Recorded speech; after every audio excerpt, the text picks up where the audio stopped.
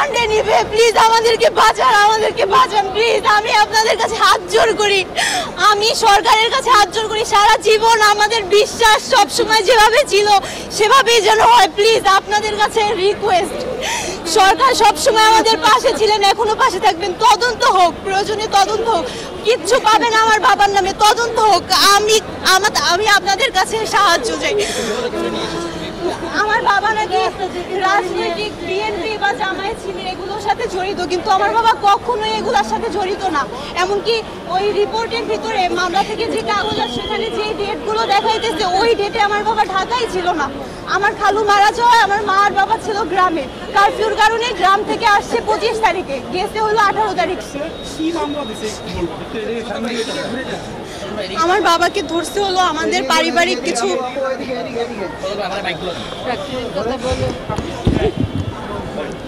পারিবারিক কিছু সমস্যাগত কারণে আমার বাবা সিআইডি অফিসে এক অফিসারের সাথে প্রায় যোগাযোগ করতেন। তো গত পরশুদিন 29 তারিখ আমার বাবা সিআইডি অফিসে গেছেন। সেখানে কাজ শেষ করে কথাবার্তা বলে বাবা যখন বের হয় তখন বাবাকে মেইন রোড থেকে অন্য 6 জন সিআইডি অফিসার গ্রেপ্তার করে। বাবা তখন বাবার ফোন দিয়েই আমার মাকে কল করে বলছে যে আমাকে সিআইডিরা অ্যারেস্ট করছে, এতটুকুই, আর কিছু জানি না। তারপরে সিআইডি অফিসে আমরা খোঁজ নেই, কালকে রাত 10টা পর্যন্ত আমার মা মহিলা মানুষ, আমার ভাই আর আমি স্টুডেন্ট দেখে আমরা বেরো হইতে পারি না। আমার ভাই আর আমি কোনো আন্দোলনেও যাই নাই, আমাদের ফুল ফ্যামিলি এগুলোর সাথে জড়িত না। আমার মা মহিলা মানুষ একা কালকে 10টা পর্যন্ত সিআইডি অফিসের সামনে দাঁড়িয়েছিল বাবার সাথে দেখা করার জন্য, বা বাবার যে প্রয়োজনীয় জিনিসপত্র, আমার বাবা অনেক অসুস্থ, ওষুধগুলো কালকে আম্মু দিছে ভিতরে। তারপরে আজকে কোর্টে উঠানোর কথা, সকাল থেকে কোনো খোঁজ পাই নাই, একটু আগে খোঁজ পাইছি যে বাবাকে কোর্টে আনছে। আনার পরে এই যে এখন বাবাকে ওনারা হাত ধরে পুলিশরা জব্দ করে ভিতরে নিয়ে যাইতেছে। আমি আমার বাবাকে জড়ায় ধরবো সেই ইয়াটুকু আমি পারি নাই, কোমর ধরে আমাকে পিছনে নিয়ে আসছে। আমার বাবা দেখি যখন বাবাকে আসামি হিসেবে নিয়ে আসতেছে, বাবা চিৎকার করে আপনাদের ক্যামেরায় বলছে যে ভাই আমি নির্দোষ, আমাকে অযথা ধরছে, আমি কোনো দোষ করি নাই, সাধারণ মানুষ। এই কষ্ট, এই ফিলিংস, এগুলা কি মিথ্যা? আমি কি বলবো আসলে, আমি কার কাছে বিচার দিব?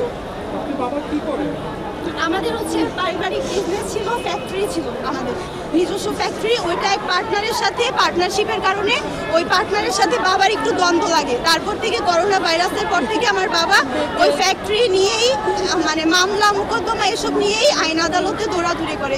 সেই হিসেবেই সিআইডি অফিসারের কাছেও গেছে। এটা সম্পূর্ণ আমাদের পারিবারিক ইস্যু। বাবা মূলত এখন বেকারি, কারণ ফ্যাক্টরি যেহেতু নেই, বাবার আর কোনো ইনকাম সোর্স নাই। আমার মা খুঁটি হিসেবে আমাদের 2 ভাই বোনের পড়াশোনার জন্য মা হচ্ছে আরবি পড়িয়ে আমাদেরকে চালায়। আমি ভার্সিটিতে পড়ি, আমার ভাই অনার্স শেষ করছে, মাস্টার্সের জন্য বাইরে যাবে সেটাও পারতেছে না, পারিবারিক সমস্যা, ফাইন্যান্সিয়াল ইস্যুর কারণে। আমার ফ্যামিলিতে আমার বাবা মা, আমি, আমার ভাই। আমাদের মেইন যে কর্তা, আমাদের বাবা, আমাদের যে মেইন মানুষ, তাকে যদি এভাবে নিয়ে যায়। আমি ওই মামলার কাগজে পড়লাম আমার বাবার 5 দিনের রিমান্ড চাইছে।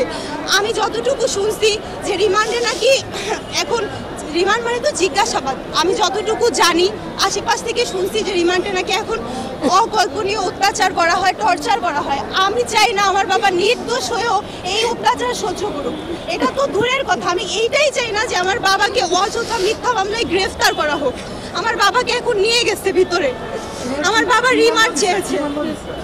বাবা হলো বিএনপি বা জামায়াত ইসলাম এগুলোর সাথে জড়িত নেতা কর্মী, কিন্তু এটা আসলে বলছে যে সিআইডি অফিসে অ্যাটাক করতে গেছে, এটাও বলছে। কখনোই না, মামলায় লেখা ছিল যে 19 তারিখ বা 30 তারিখে বাবা নাকি সিআইডি অফিসের ওদিকে আন্দোলনকারী শিক্ষার্থীদের সাথে নাকি বাবা হচ্ছে একসাথে ছিল, মানে উস্কানি যারা দেয়, যেটা বলছে যে বিএনপি বা জামায়াত শিবির, বাবা নাকি ওইখানে ছিল। যেই ডেট বলছে, ইভেন বাবার কথা বলছে, সবই মিথ্যা। ওই ডেটে তো আমার বাবা ঢাকাতেই ছিল না। অসুস্থ, অপারেশনের মানুষ, আমি অপারেশনের মানুষ। দ্বিতীয়ত আমার আমি বাসায় কাজ করি। তৃতীয়ত আমার পোলাটারে কষ্ট করে এখন বলছি বাবা এক হাতে তো চলে না, তুই একটু গর্ব কর। ম্যাট্রিক পাস করছো কবে? বাইশে পাস করছে, কিন্তু আর্থিক অচ্ছলতার কারণে ভর্তি আর করায়নি।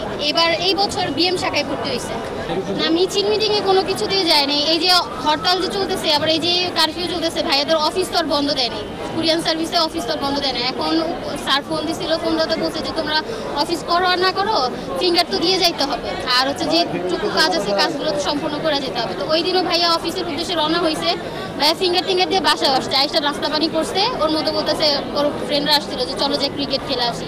ও ক্রিকেটের সরঞ্জাম নিয়েই বের হয়েছে, গোলাপবাগ মাঠে গেছে। ওখানে খেলা শেষে আসার পথে ওদের ডিসি ভবনের এখান থেকে পুলিশ ডাক দিয়ে বলছে এদিকে আসো। তো ওদের গেছে, ওদের পুরো শরীর সার্চ করছে, সার্চ করাতে কোনো কিছু পায়নি, পরে ফোন ওদের নিয়ে নিছে। ওদের টোটাল 4 জনকে ধরছিল। বাকিদের বয়স ভাইয়া সমবয়সী, কিন্তু 2 জনকে ছেড়ে দিছে। ওদের 2 জনের হাতে বাটন সেট ছিল, ওদের 2 জনকে ছেড়ে দিছে। আর বাকি 2 জনের হাতে টাচ ফোন থাকাতে ওদেরকে ধরছে। ধরতে ভাইয়ার ফোন সার্চ করাতে কিছু পায়নি। যে উপর থেকে যে ভিডিও করে মিছিল যে যাচ্ছে, মিছিলে 2টা ভিডিও পাইছে, পুলিশ আমাদের নিজেই বলছে এই কথা। তো ওইটার উপর ভিত্তি করে ভাইকে ওইখানে রেখে দিছে।